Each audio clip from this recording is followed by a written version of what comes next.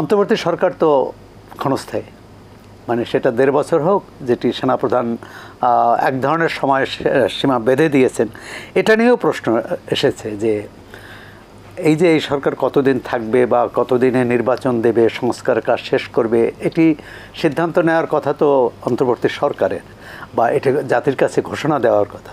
BNP সহ রাজনৈতিক দলগুলো কিন্তু এটা বলে আসছে যে আপনারা সংস্কার এবং নির্বাচন একটা রূপরেখা দিন, রোড ম্যাপ দিন।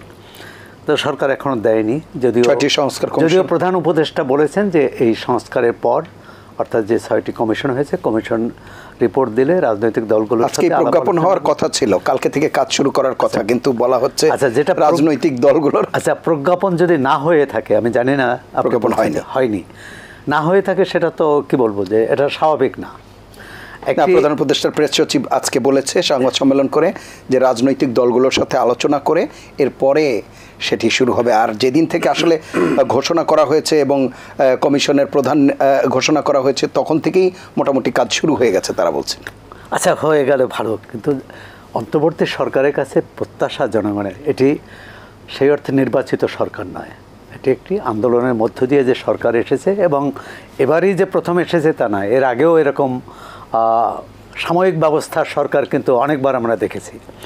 কথা হচ্ছে এই সরকারের কিন্তু জনগণের প্রতি অনেক বেশি স্পষ্ট হওয়া উচিত, অনেক বেশি স্বচ্ছ হওয়া উচিত, অনেক বেশি জবাবদিহি হওয়া উচিত, যে তার তো কোনো নেই।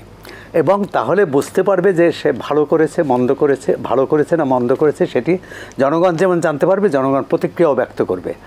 আপনি বললেন যে 1 তারিখ থেকে কাজ শুরু হওয়ার কথা, এখন বলছেন যে রাজনৈতিক দলগুলোর সাথে আলোচনা করে কাজ শুরু হবে বা প্রজ্ঞাপন জারি হবে, আর যেদিন থেকে ঘোষণা হয়েছে সেদিন থেকে কাজ শুরু হয়েছে। মানে পুরো ব্যাপারটা এটার মানে কী বলে, একটু গোলমেলে মনে হলো। মূল কাজগুলো কি?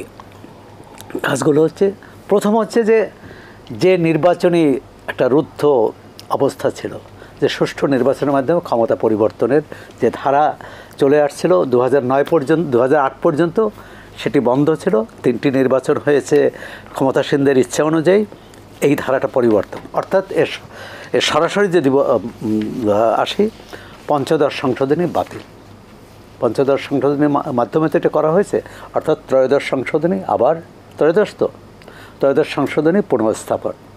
তাহলে অনেকগুলো কিন্তু এই নির্বাচন সংক্রান্ত সমস্যা অনেকটাই কেটে গেল। বাকিগুলো আছে সংবিধান। এখন সংবিধান বিএনপির পক্ষ থেকে একটা যে 31 দফা একটি রূপরেখা দেওয়া হয়েছে যে এইটা তারা করতে প্রস্তুত। সেখানে কিন্তু বর্তমান সংবিধান রেখেই করা, বর্তমান সংবিধানে যেখানে যেখানে সংশোধনী প্রয়োজন সেই সংশোধনীগুলো করা। কারণ 1991 সালে যে সংসদীয় পদ্ধতি আসলো সেটা কিন্তু বিএনপির নেতৃত্বে, বিএনপি এর মূল ছিল, বিরোধী দল এবং সব দল মিলেই করেছে। সুতরাং পুরো সংবিধানের খোল নলচে বা কী বলে সব কিছু পরিবর্তন করা, এটা বিএনপির পক্ষ থেকে কিন্তু এখনও দাবি আসে না। যদিও বিএনপি হচ্ছে আগামী মানে এই নির্বাচন বা রাজনৈতিক প্রক্রিয়ার প্রধান অংশীদার। এটি একটি। তাহলে অন্তর্বর্তী সরকার কী চায়?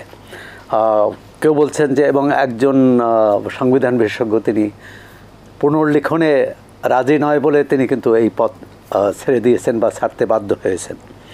আরেকটি বিষয় হচ্ছে যে সামনে এগোনোর পথ, এই কিছু তো সমস্যা থাকবেই, দ্বিধাদ্বন্দ্ব থাকবে। রাজনৈতিক দলগুলোর মধ্যে খোলামেলা আলোচনা হওয়া উচিত।